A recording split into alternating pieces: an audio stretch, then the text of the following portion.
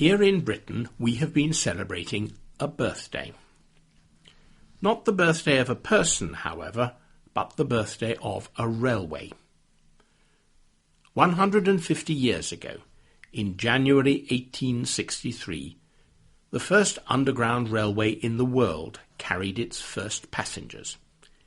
It ran for 6 kilometres, from Paddington in London to a place close to the City, which is the name we call London's main business district. The new railway was controversial and unpopular with many people. The men building the railway dug up the streets and knocked down houses and other buildings. They dug a deep trench and put the railway track at the bottom. Then they covered over the new railway and remade the surface of the street. Not surprisingly, the construction work caused chaos in London for many months. Steam engines pulled the first underground trains. Although the tunnels had vents in the roof to let the smoke escape, they were still full of soot and steam.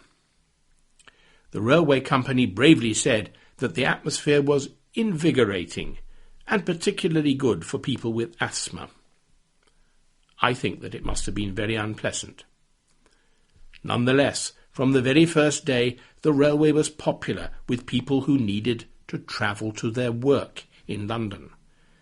About 26,000 people used the railway every day in its first 6 months of operation.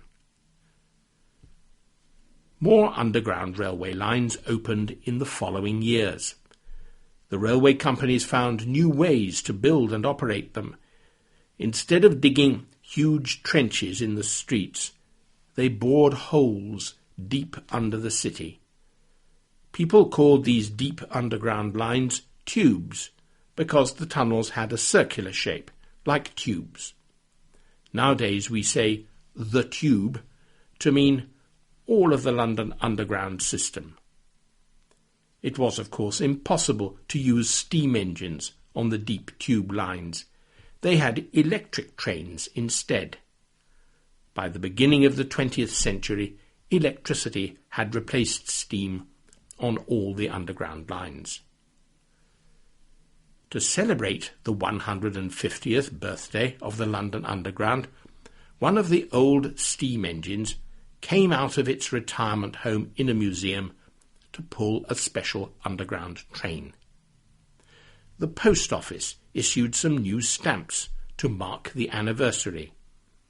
And Prince Charles, who is old but not quite as old as the London Underground, joined the celebrations by taking a trip on an underground train earlier this week.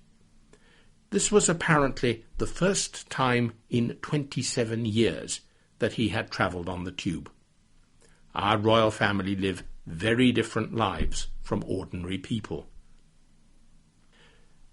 To finish this podcast, here is some underground vocabulary for you to learn. When you go into an underground station, you will see signs that say things like Bakerloo Line southbound. Southbound means travelling south, and northbound means travelling north. And I'm sure you can work out what eastbound and westbound mean. After you have followed the signs and found the right platform and the train has arrived, you will often hear an announcement telling passengers to mind the gap. To mind something means to be careful. The announcement means, be careful. There is a gap between the edge of the platform and the doors of the train. Take care not to fall down. When you arrive at your destination, you will probably step onto an escalator to carry you up to the surface. You will see signs saying, please stand on the right. This is very important. It means if you want to stand and let the escalator do the work, you must stand on the right-hand side of the escalator. Then people who are in a hurry can walk or run up the left-hand side of the escalator. You may think that this makes no sense. These crazy British people drive on the left-hand side of the road, but they want people to stand on the right-hand side of the escalator.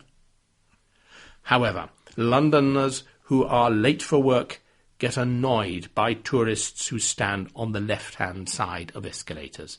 So, don't be a tourist. Stand on the right, like us natives. Finally, you will probably see a sign which says, "Dogs must be carried on the escalator." This will finally convince you that the British are mad. Do you really have to take a dog with you on the underground so that you can carry it up the escalator? And if you don't have a dog, do you have to walk up the stairs instead? I will leave you to work out what the sign really means. Goodbye.